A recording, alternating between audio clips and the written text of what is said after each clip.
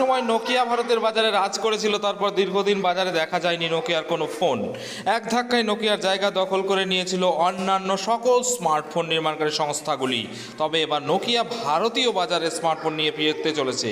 এই ফোনে থাকবে 8/12/16 GB র্যাম এবং 256 GB এবং 512 GB ইন্টারনাল স্টোরেজের সংস্করণ।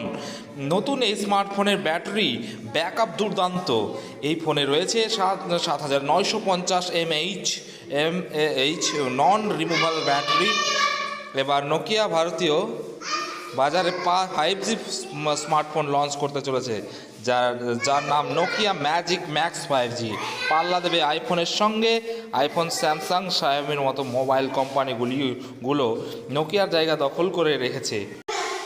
Triple rear camera set up দেওয়া হয়েছে ফোনটিতে, যার primary sensor 144 megapixel.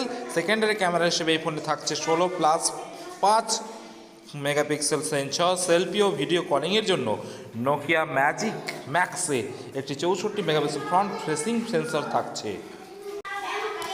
Dual SIM supported এই ফোনে অত্যন্ত শক্তিশালী একটি 6500 mAh ব্যাটারি দেওয়া হচ্ছে।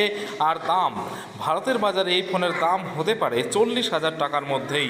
একাধিক রিপোর্টে দাবি করা হয়েছে এই ফোনটি ভারতের বাজারে 44,900 টাকায় লঞ্চ করা হতে পারে।